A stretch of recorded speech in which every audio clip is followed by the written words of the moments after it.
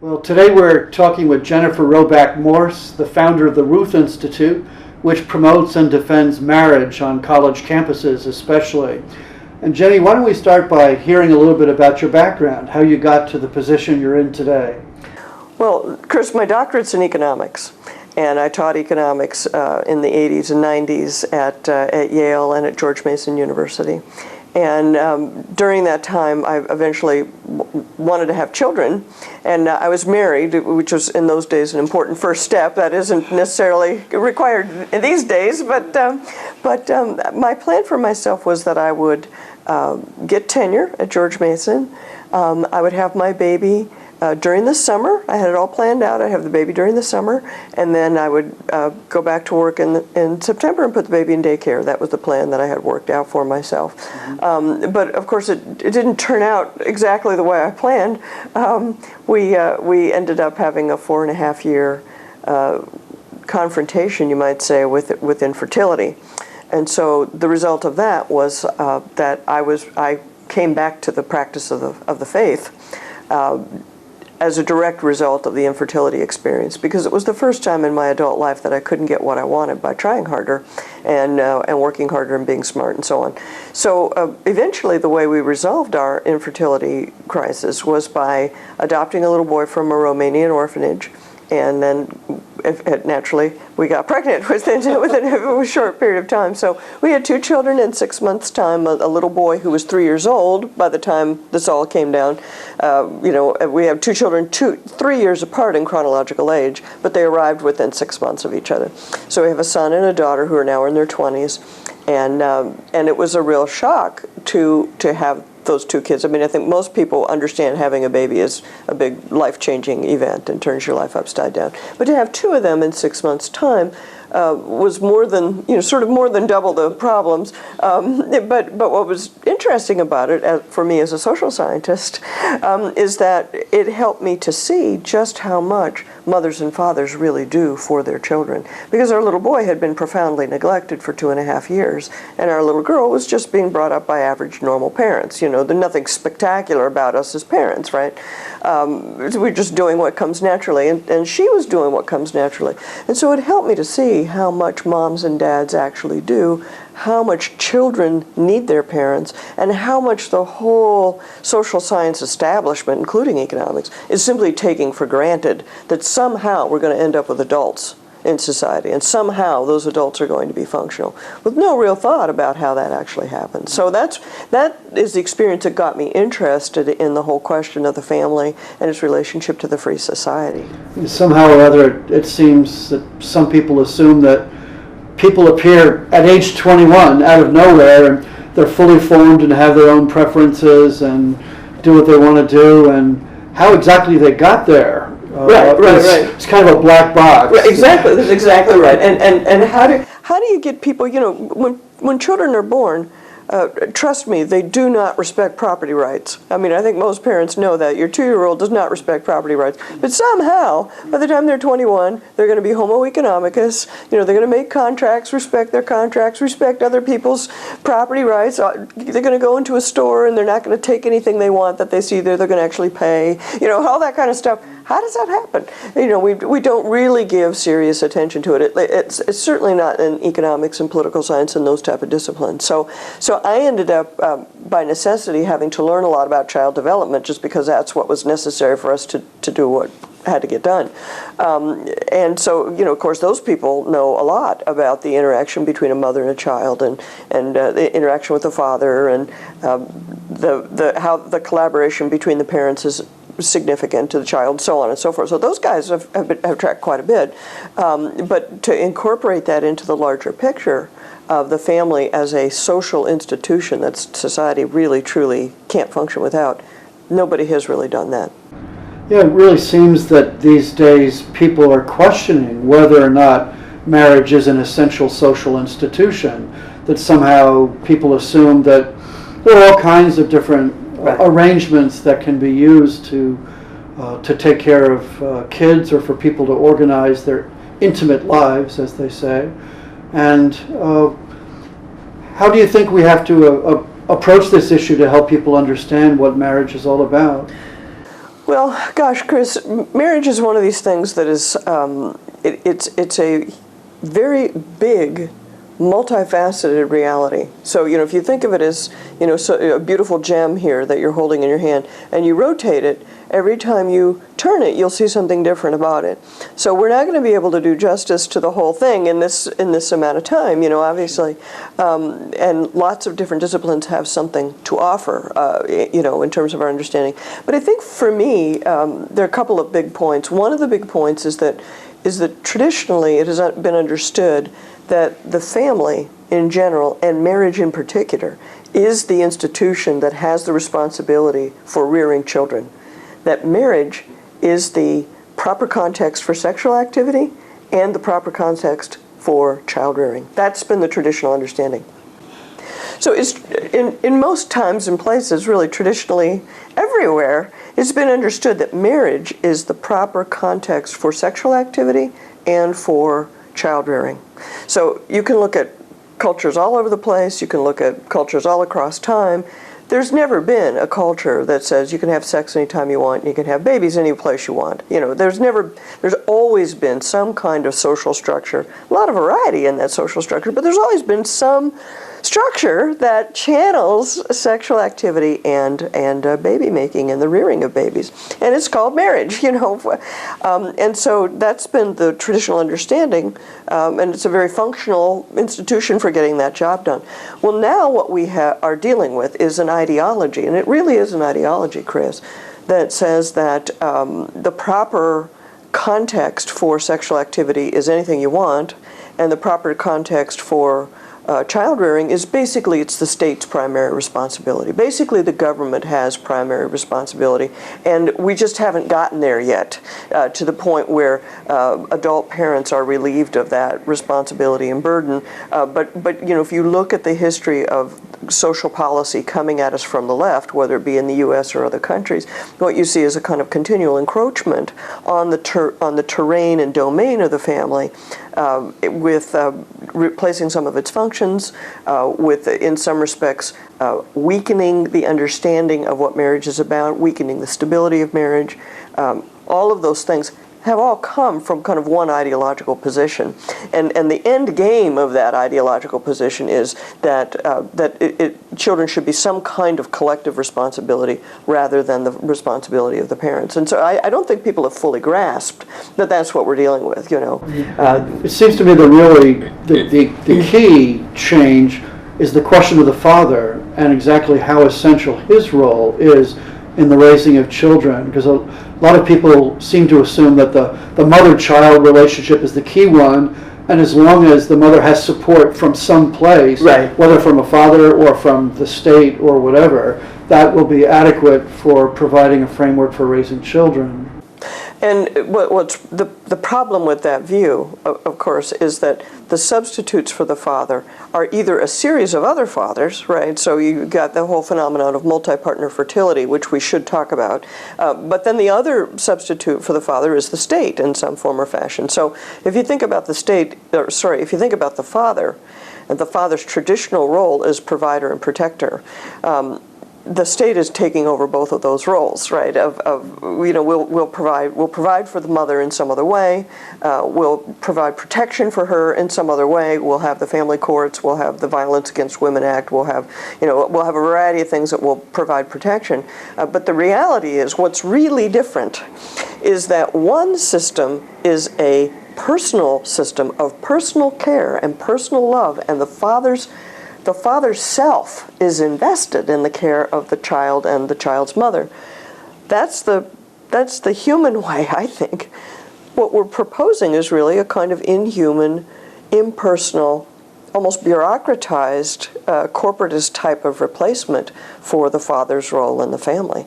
And the thought is, well, if we can just pump enough money into the single mother household, it'll all be good. And we now know that that isn't true, that you can pump a lot of money into it, and dollar for dollar, if you compare families where there's a father who's committed to the mother and the child, and the most obvious form of commitment is marriage, that having a married father, having an engaged, involved father, those things trump the money. and there's a lot of social science evidence that points to that as the conclusion, that the human connection is more important than the financial or the technological or those type of things. Yeah, you mentioned that some kind of commitment is necessary, and I guess these days what people are asking is, well, does it have to be a marriage commitment, or can some other kind of commitment be just as adequate? Why is it so important to have marriage, that kind of formal commitment? Well, first of all, what shows up in the data is that a married couple is quite different from a cohabiting couple.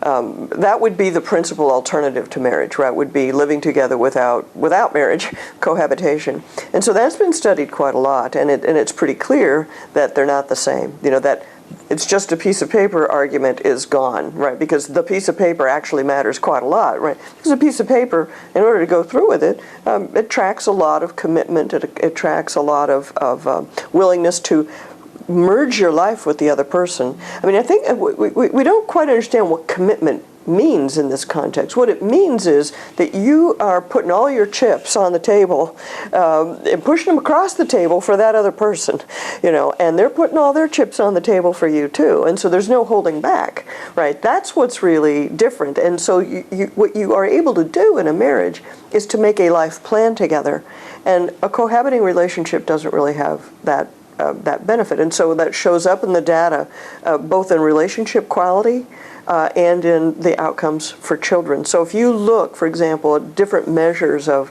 the soundness of the relationship, the permanence of the relationship, whether people do things together, what their problem-solving skills are, all these type of things are tracked by whether you're married or whether you're cohabiting.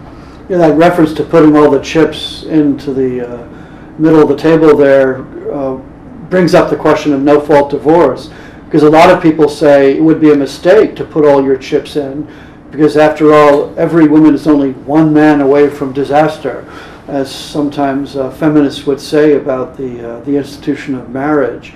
And how dramatic has the change in marriage been with the advent of no-fault divorce in the United States? No-fault divorce is a very significant legal innovation. And what you can say about it is that when it was passed, when it was instituted, I don't think anybody had a real appreciation of what it was going to do. There may have been some people who saw what it would do, but in point of fact, what it did is it was supposed to just make it cheaper for people to get divorced who would have gotten divorced in any case. So the problem it was supposed to solve was roughly this. Marriage broken down irretrievably. Neither person wanted to stay married, and so what they had to do in order to get a divorce is somebody had to prove a marital fault.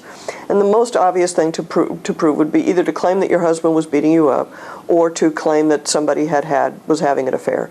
And so it wouldn't be uncommon for people to kind of stage an affair and provide proof of it and so on and so forth, so that there would be some proof that a marital fault had been committed. And so people thought, well, that's kind of stupid. Why should they have to go to all that trouble? If they both agree that this is what they want, why go through all this charade?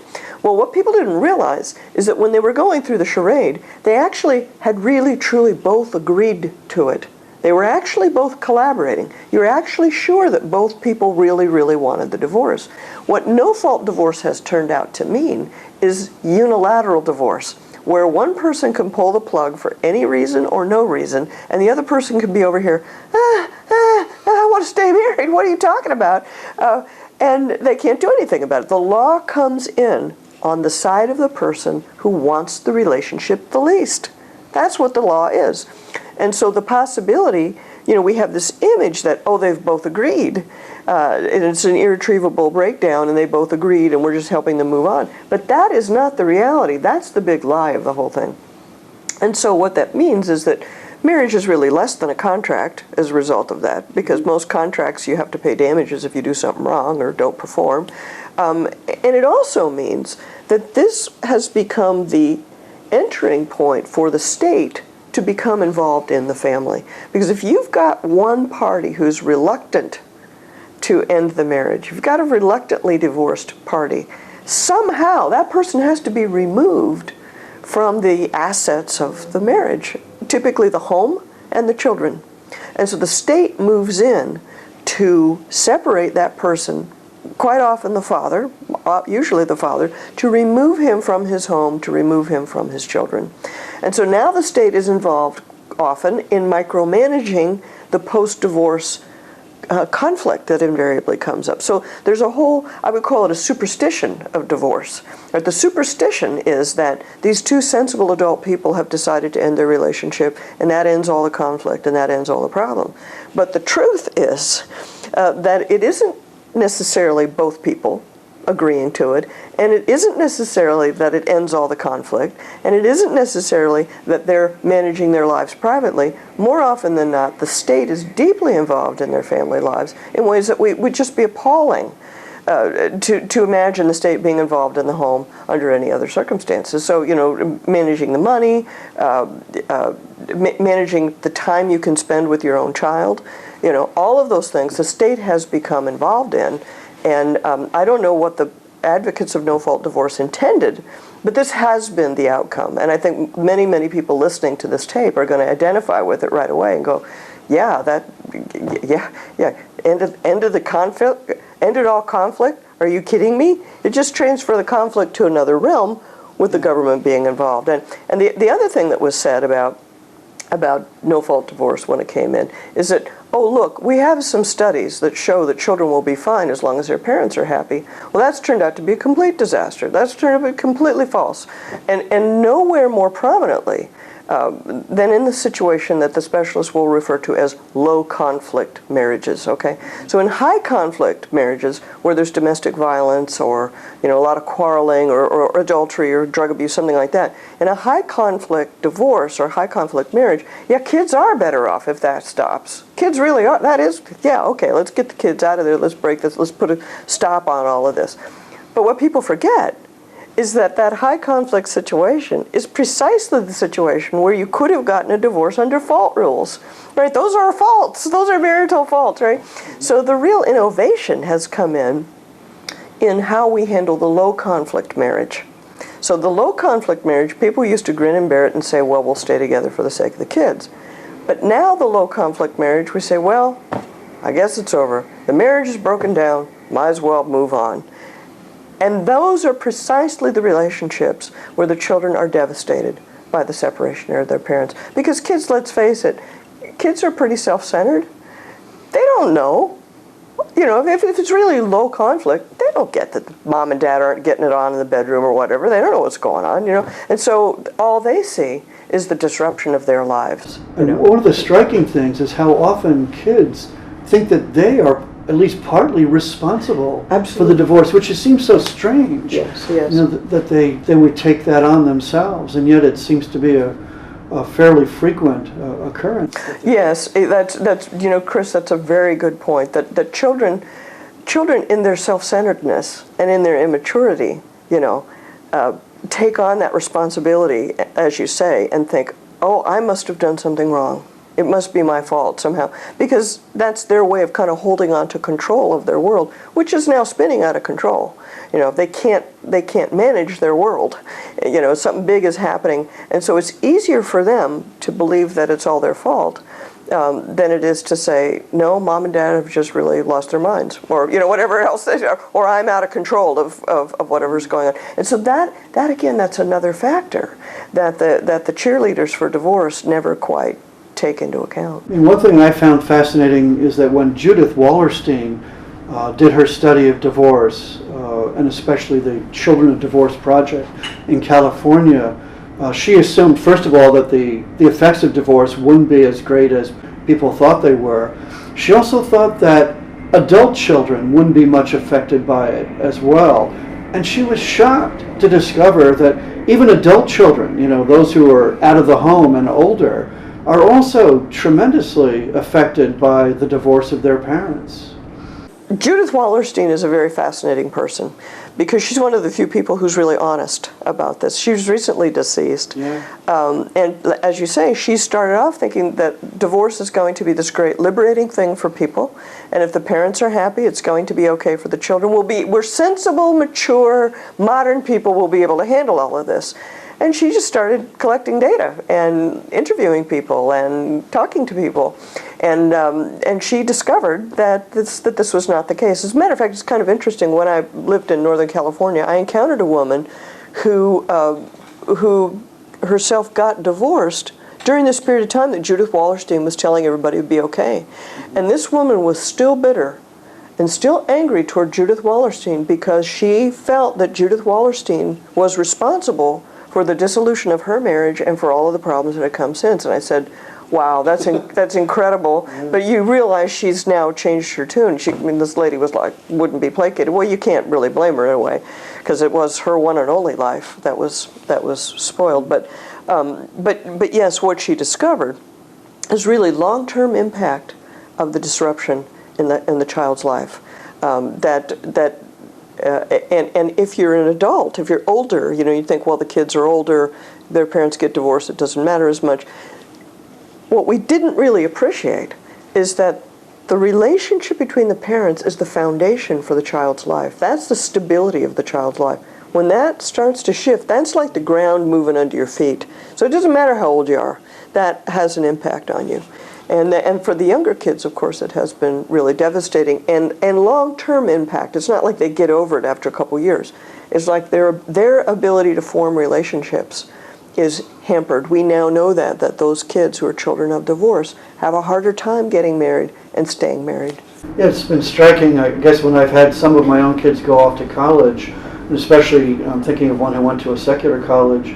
The impression she had was that most of her friends just assumed that marriages don't last, because it was their own experience in their own families that divorce was common, and in the families of their friends. And so the understanding was that the new normal, was that marriages don't last. Right. And right. We should just kind of accept this and accommodate ourselves to it. Yes, that's exactly right. And let's think about what it means when we say marriage doesn't last or marriage breaks down. I want you to notice that is all passive voice language. It's like the marriage is sitting here, and you and I, let's say, are married. We'll just, Ann and Rob will excuse us for the time being to say this, but the marriage is sitting here between us. It's like, oh, it broke. Whatever shall we do? Without any responsibility for the fact that you and I are the agents that are creating the marriage. And gosh, maybe one of us could grow up a little bit and change our behavior. Maybe there's a way that we could be more loving towards one another. Maybe there's a way we could be more deferential towards the needs of the other person. That's what I think the family really needs, and people don't even ask that question. That's not even a choice on the table. Yeah, this really, I think, gets into the question about our culture and the images of marriage that our culture tends to create and to pass on to the new children that become part of the culture. Thinking especially of the idea that somehow marriage involves this, interpersonal intimacy, this romance where two people are kind of made for each other, and then when they find out that two people are people, just two people, they have faults, and that it's not always easy to live with another person, that somehow shatters the marriage. The right. Marriage is gone. It's broken down. It's disappeared, and therefore, why should we maintain the form when the reality has somehow disappeared? Right, and so what we're really saying is that we have this soulmate kind of image of the family, or of marriage, and that's fundamentally what marriage is about. Fundamentally, marriage is about finding your soulmate, and it's about how you feel. And that all by itself is a recipe for disappointment, right? Because the other person cannot possibly live up to that. Even if you pick out a pretty good guy, you're going to have a hard. They're not going to be able to live up to it. One time I was given a talk. You'll get a kick out of this, and maybe some of our listeners will too. I was given a talk where there were a lot of sisters of life in the audience. So this is a very vibrant religious community up in New York, and so this was a talk I gave at a high school in the Bronx, and so there were all these sisters there, including some who were novices, right? So they were not fully professed sisters, and so we were talking about this very point that you marry somebody, and they're not going to be perfect, except for you girls who are marrying Jesus. And you're marrying Jesus, you got the perfect guy, but the rest of us, the deal's off. It's not going to happen, and so it's a way of seeing that. that the desire for perfection is very real. And nothing wrong with the desire for perfection, but we have to understand that it has a proper object, right? And Jesus is the proper object. Your husband, poor soul, cannot be the proper object of that. And I cannot be the proper object of that for my husband either, you know. So that we've really painted ourselves into a corner with this sort of over-romanticized view of what marriage is. And at the same time, we've lost sight of what marriage really properly should be about, which is about the self-giving of you and I to one another, and the fact that love is potentially at least fruitful, and that the fruit of the marriage, if the fruit of the marriage is children, that we now have an obligation to those children, that the child has some entitlements here, the child has some rights. And if we really start thinking about it from the child's point of view, the whole landscape becomes completely different. And so this cultural point that you're raising is extremely important, I think. And I feel like the cultural or intellectual strands of Western thought that are focused on individualism are coming to a crisis right here in marriage. Because it's not possible to be individualistic in the radical kinds of ways that we've had.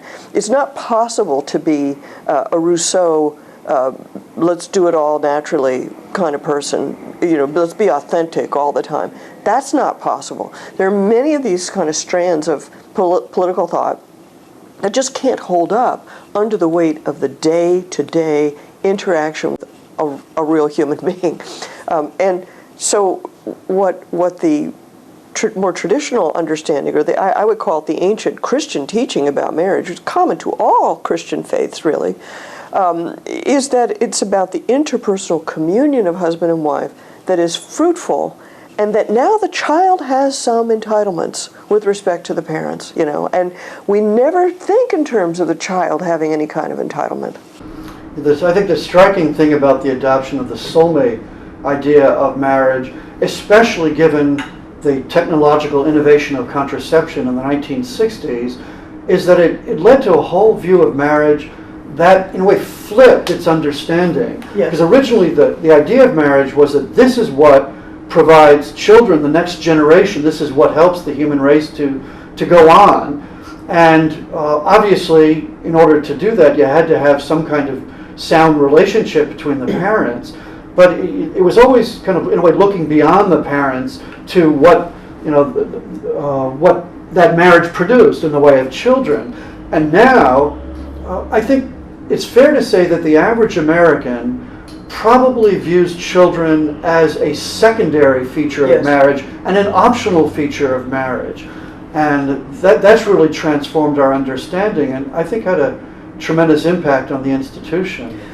And it's had an impact that goes far beyond the institution too, Chris, because the way we see children now is that they are almost a commodity if we happen to want a child, and they're a problem to be solved if we don't happen to want a child, something to get rid of or to dispose of.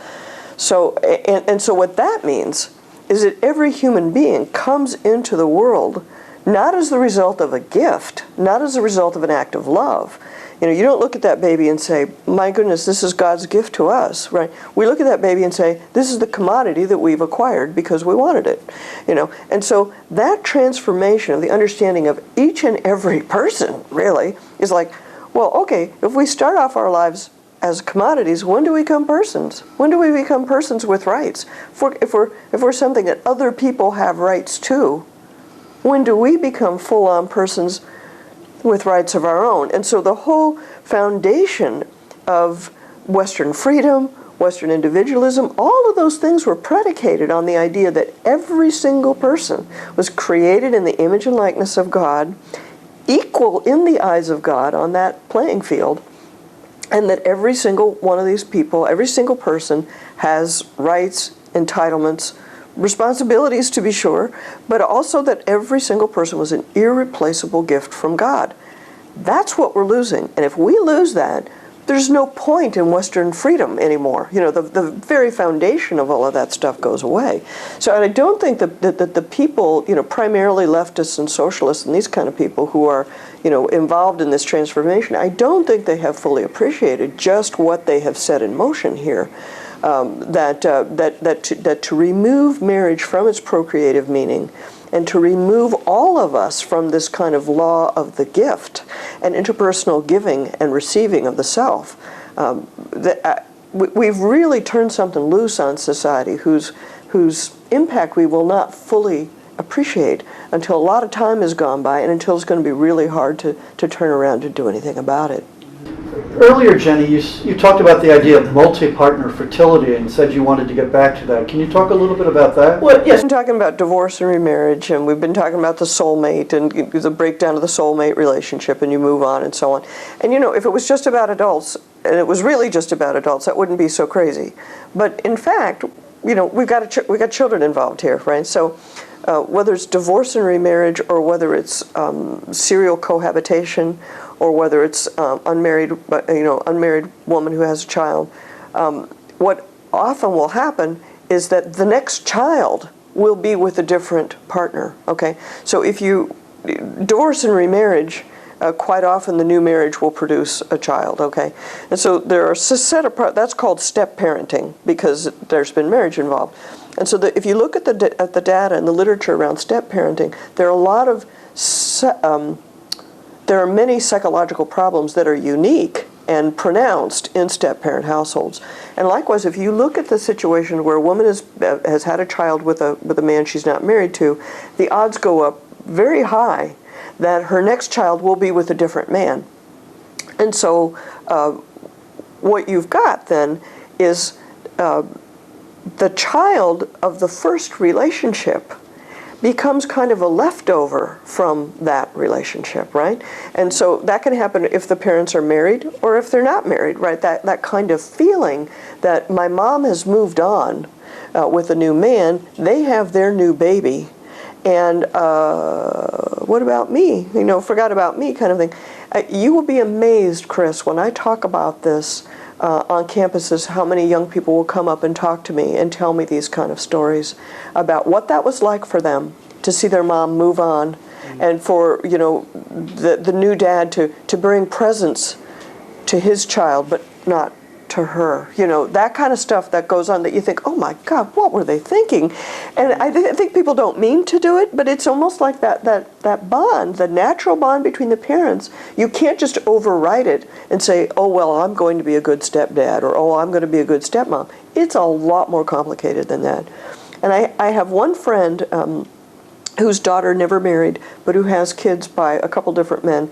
And my friend is taking care of her grandchild, you know, so this is a, you know, kind of a low-income situation, and it ended well in the sense that this little girl has grandma to take care of her. It's not like she's ended up in foster care or something like that, and she's never been badly beat up or, you know, any of those terrible things that can happen. That hasn't happened to her. But she lives with her grandma, and her mom has moved on and has a new boyfriend, a new baby with a new boyfriend. And so they have Thanksgiving together, or they have Christmas together. And the family gets back together, and there's the little girl with her grandma seeing her mother with the new family.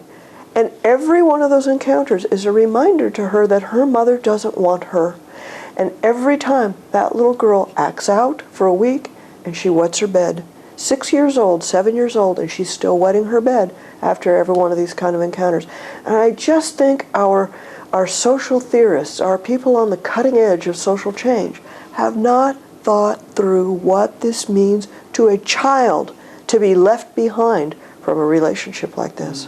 The capacity of human beings to rationalize is extraordinary. Yes. You know, that so many people who, you know, get divorces in low conflict marriages just think, well, you know, human beings are resilient, you know, we'll work this out amicably, and this is not really going to have an effect on our kids.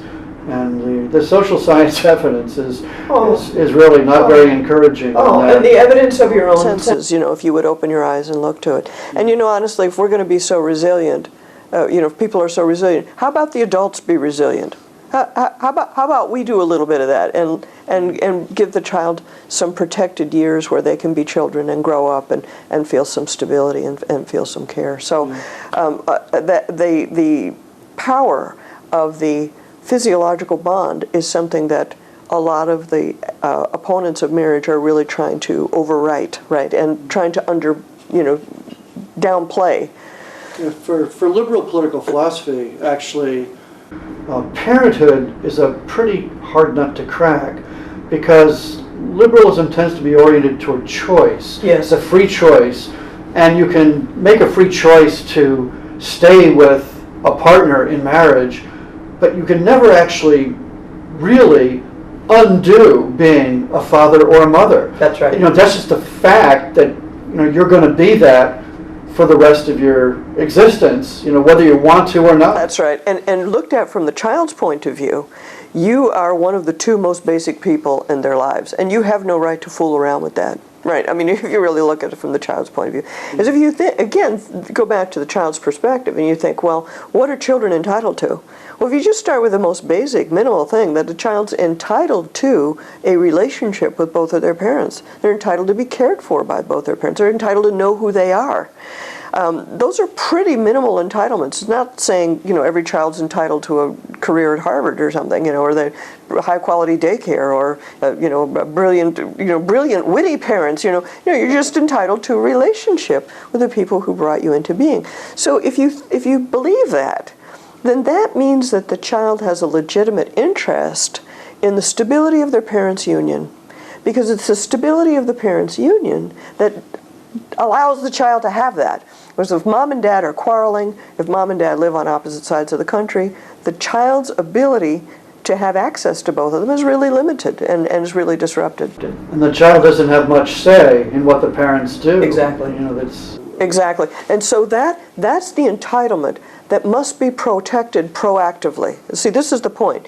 If you wait until somebody's done harm, and now we're going to use, a tort? The child's going to march into court and say, see here, my rights have been violated, somebody get over here and do something about it. That's, number one, not going to happen, because the child can't act as an agent on their own ordinarily. Things have to deteriorate pretty badly before you appoint a court-ordered guardian or something like that, to where somebody is intervening on the child's behalf.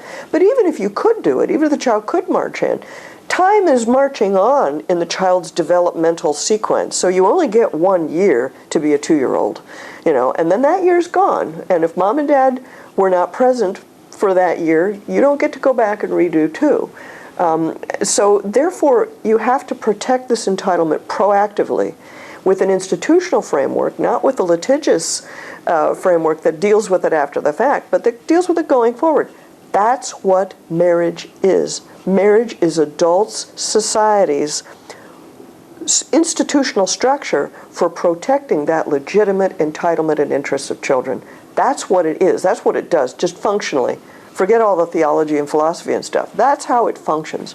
And if we lose sight of that, then what we're going to end up doing is harming a lot of children. And I think there's simply no doubt that that's what has already gone on. A lot of people seem to assume that, well, these are all about personal relationships anyway, so there's really nothing that government or society can do, because that would just be imposing something on recalcitrant individuals. But it turns out, I think, that what society does is really profoundly important. Well, that's right. That's right. I mean, that this is the only aspect of marriage in which society could conceivably have an interest.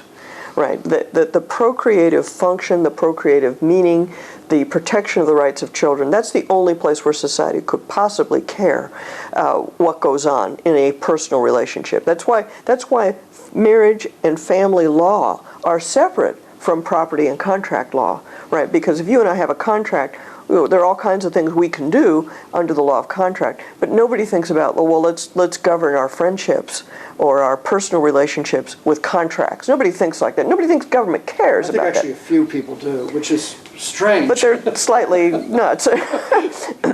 But family law is something different, right? And you can't handle it all with contracts, right? And so by looking only at the adults and bracketing the children as kind of as a lifestyle extra, we've lost our ability to even see the harm that we're doing to the next generation of children, which is to say, it's a human problem because we're wounding them, but it's also a social problem because the basis that we're going to have for building our society, we're attacking it basically. It's not going to be there in the same way. We've talked about things like no-fault divorce and cohabitation and many of the general problems that marriage has. Nowadays, of course, one of the really key issues in our society is same-sex marriage. And I know you've been very active in the struggle to define marriage formally in our law, to lock it into the law as one man and one woman. And can you tell us a little bit about what you think the impact of this whole issue of same-sex marriage on the general institution of marriage has been? Well, honestly, Chris, same-sex so-called marriage is something that has taken up all the air in the room. So it used to be that you could have a conversation about kids need a mom and a dad, and we were pretty much getting to the point where we were winning that argument because the data is really so overwhelming. That all this kind of happy talk around divorce. We got to rethink that. Well, right around that time, gay marriage pops up. And really, truly, it's the same bunch of people. It's the same. It's the same old saying we don't really need marriage after all, but it's taking on this new form of saying, oh, same-sex couples are entitled to marriage. They need it. It's good for them. The very same people, Chris, who have spent years saying that marriage is an oppressive institution that women should have nothing to do with are now telling us that, oh my gosh, the world will come to an end unless we allow two women to marry one another. So there's, a kind of incoherence there, in the first instance, but I think the reason that the move for redefining marriage has gone as far as it has is because certain premises have already been accepted within the wider culture. So if you think about it, there are a couple of things you have to believe in order to think that same-sex marriage makes sense or is a good idea. I can think of at least three things right off the top of my head. First of all, you have to believe men and women are interchangeable.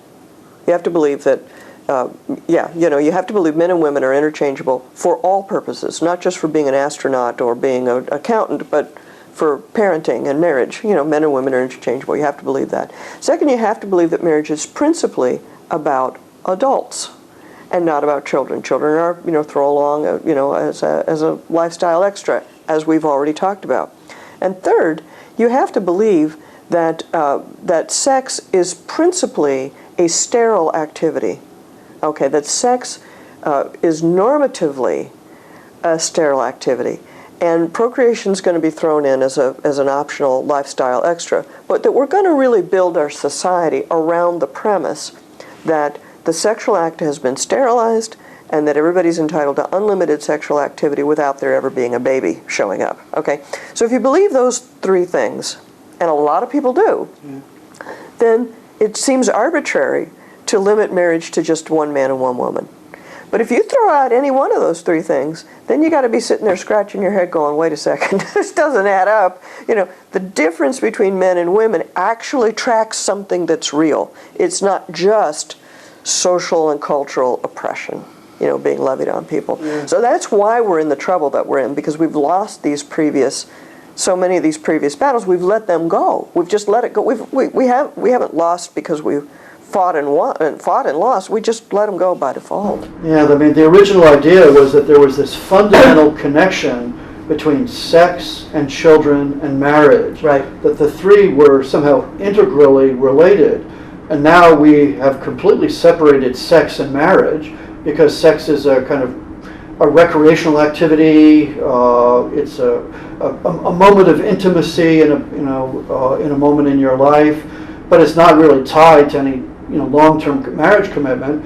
And then, of course, sex and children are separated. When you have a world where contraception is, as someone described it, it's like brushing your teeth. It's just basic hygiene that you separate sex and children. That really has led us into a profoundly different world.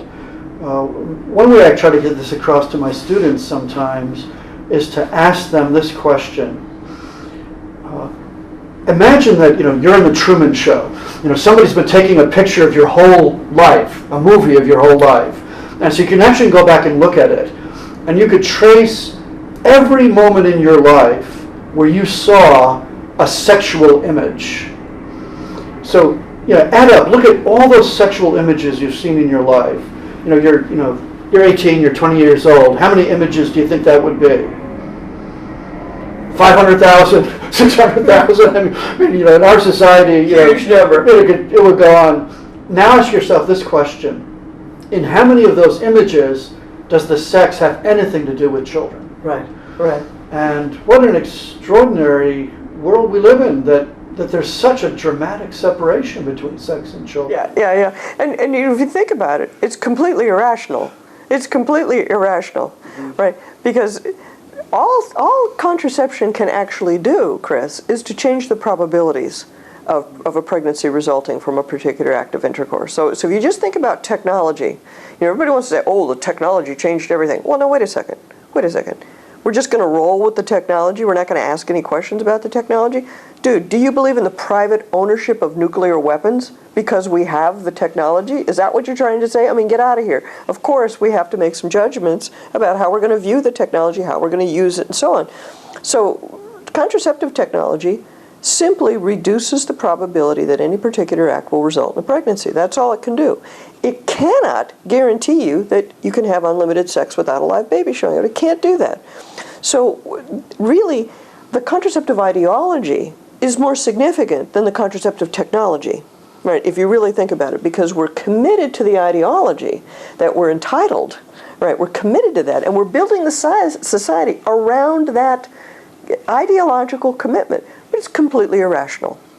And so if you're going to say that an irrational thing is a moral imperative, right, it takes a lot of effort to keep that going, right? Because all the problems are going to continually pop up. It's almost like whack-a-mole. You tap down one problem and a new problem is going to pop up. And so right now, one of the crises that we're dealing with is the fact that it's become clear that the contraceptive ideology will not brook any ideological contradiction.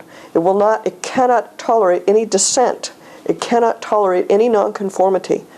Cultural hegemony is what they are looking for. And the reason that's obvious is because of the Health and Human Services mandate, okay? Yes. The Health and Human Services mandate has made it very clear that it's not about choice anymore. If it was ever about choice, which I seriously doubt actually, but if it was ever about choice, everybody choosing to do what they want, it's obvious that it's not about that anymore. Because even one little old employer who says, I pass, that's not enough. We got to crush that guy, And if we've got the Catholic Church, which is a little bit more substantial than one little old employer, saying, we pass. We're not going to participate in this. We've got to crush them. And so the hegemony of the state is becoming unbelievable. They're willing to take over and crush all kinds of independent social and cultural structures in order to establish their cultural norm that sex is a sterile activity. And since it's irrational, it will take ever increasing amounts of state power to even go through the motions of accomplishing that. Okay, so we've analyzed the cultural issue here.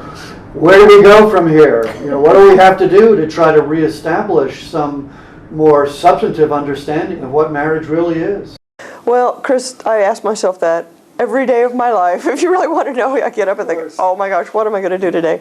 And I think that every person must assess their own vocation. What is your vocation in this life? So I can only tell you that my vocation is an intellectual vocation and a teaching vocation. And so I feel that it's extremely important that I be just as clear as I possibly can about what is going on, about the long-term trends, and not trim my sails. If somebody asks me a straight-on question, what do you think about this or that, to just deliver it straight out, because there's no point in compromising anymore. That's ridiculous. And now we've entered kind of a new era here of very blatant power by the state.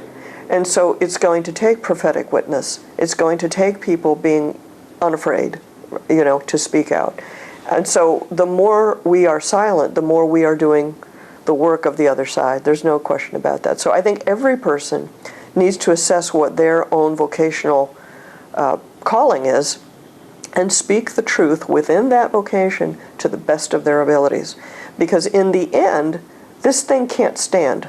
In the end, it's unstable, and it will collapse. We just don't know how, and we don't know how we're going to put together the pieces yet, because we don't know what the collapse will look like. Well, part of the collapse might be the birth dearth, right? Absolutely. I mean, we are in a position now where we're not replacing our population, and some people, of course, welcome that, but Right.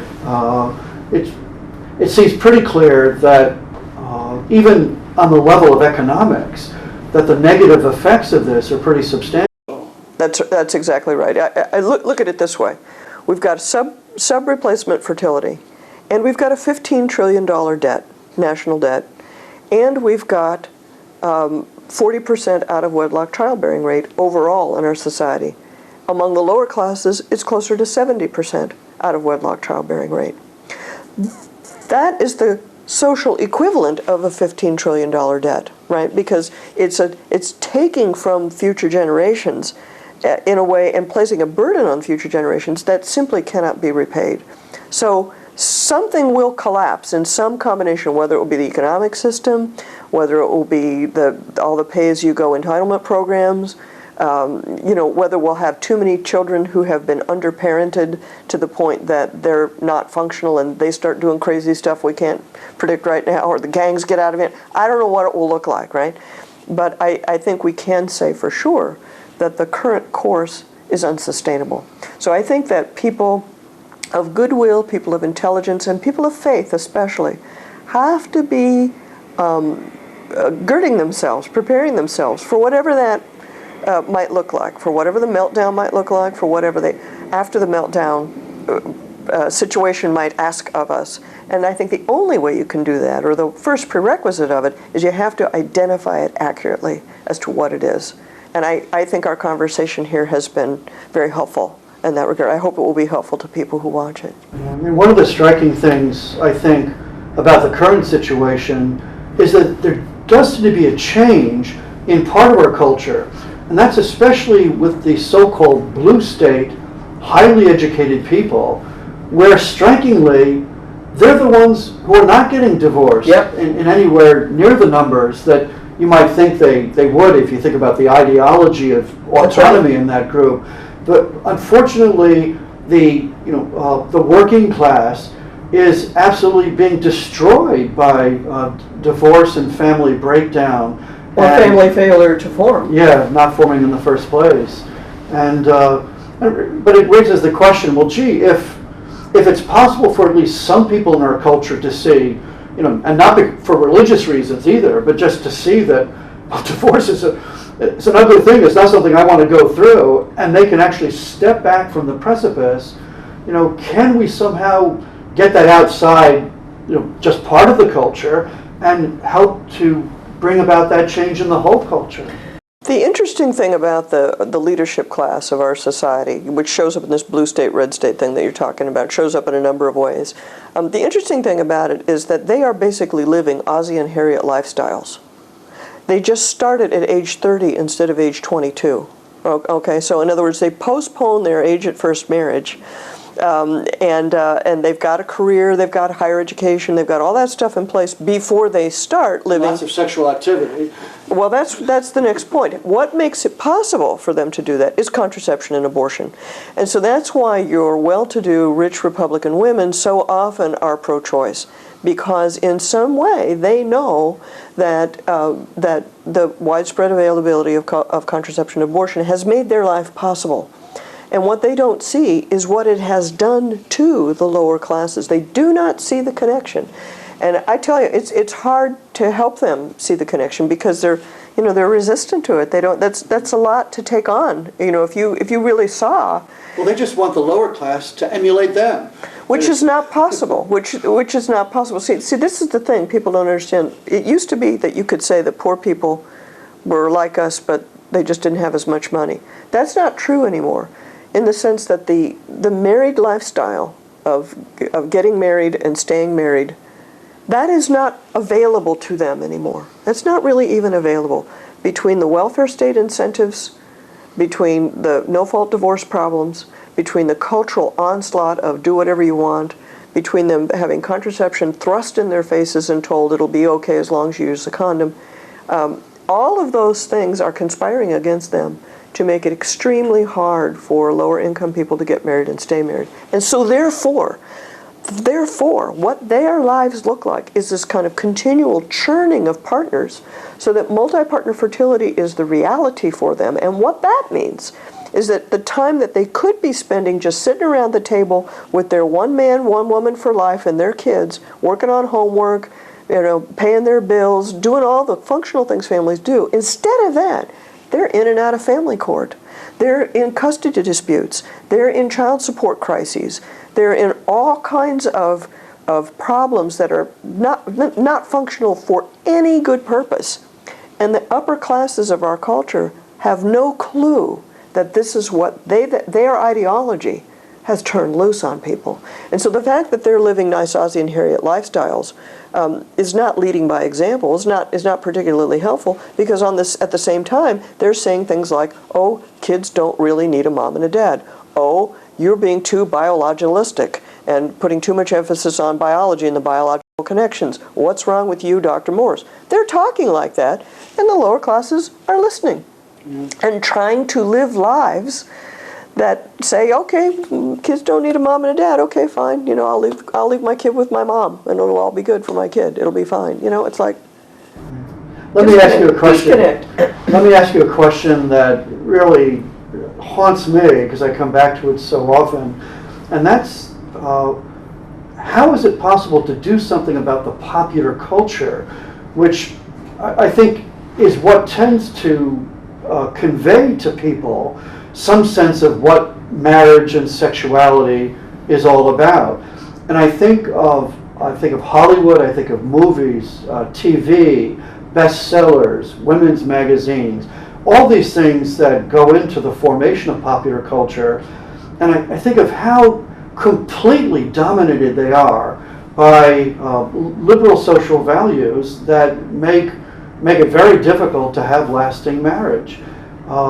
What do we do about this? Or just the ridicule of fathers, the continual ridicule of fathers in primetime TV and things like that. Yeah, this is a case where I would say to anybody who's listening, whatever your vocational call is, you must place it at the service of this greater end, right? And so there are people listening to this, I'm sure, who have a vocation to Hollywood, who have a vocation to the liberal arts, who have a vocation to the various parts of culture that feed the imagination.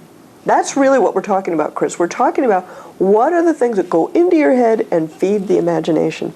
And so whatever your vocational calling is, it's not yours, it's not mine, right? I mean, that ship has sailed. I'm never going to make movies. It's just not happening. This little movie effort is like, but there are people listening, who are going to be making videos, who are going to be making YouTube videos and things like that. And I would encourage everybody to take whatever your strengths are and run with them. And do not equivocate.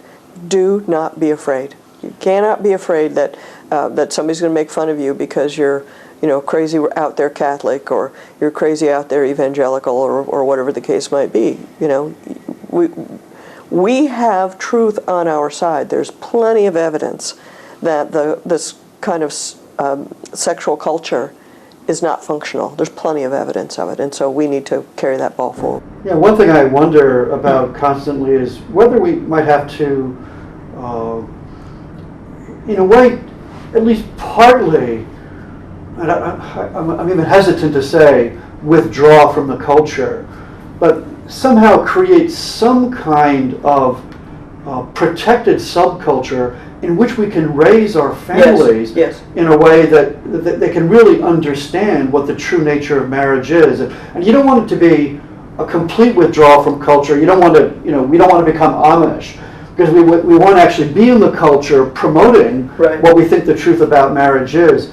And yet, especially for raising our families, we do have to have some way of trying to protect this process of transmitting our cultural ideals. And if we're living in a world where we let, TV and the movies and bestsellers and magazines, let them into the house, let them into our families, and help, in a way, concede to them the possibility of co-parenting our children, we're in serious trouble. And so this delicate balance between not withdrawing from culture entirely, and yet at the same time setting up a protective subculture that we can, raise our children in, that's a really delicate balance and a difficult project, it seems to me. I think the people who are doing that reasonably well are the homeschoolers. Okay, the homeschooling movement is something where they've just said, okay, we've had it.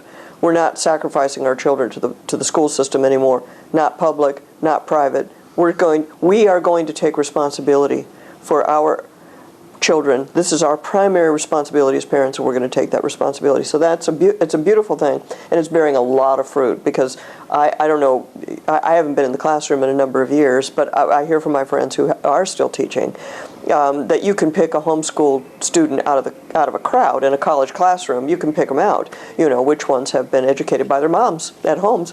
And so that's a very important cultural response to all of this.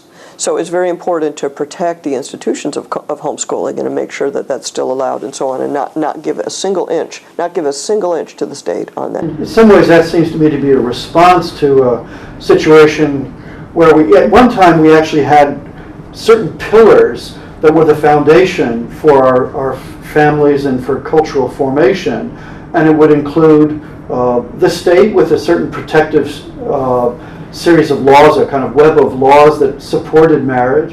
It would be the churches, which would provide, the traditional teaching of Christianity or, Judaism or Islam, for that matter, where you had traditional cultural norms of certain sorts. But what has happened? Let me go back to the very first thing that I said, which is that there has been a shift in understanding that parents and marriage is the primary institution for raising children.